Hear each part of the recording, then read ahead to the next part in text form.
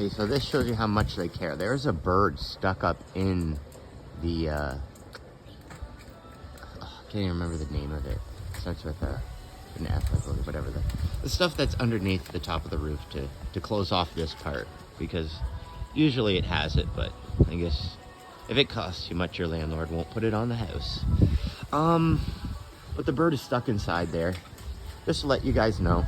So if you want to get mad at anybody, it's not me.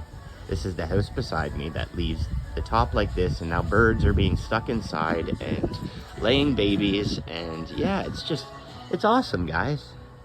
It is so great. And I'm the bad guy because, like, why would you pick me out of all the peoples to boot out of a house that you have tons of houses, and you're gonna pick me? Because, like, why would I be the person that you choose? First of all, you've never been here, or at least not while I've been here in 10 years. And I'm beside a house that's being renovated, and I live in an area that I'm sure you would not want any of your family living in. But okay,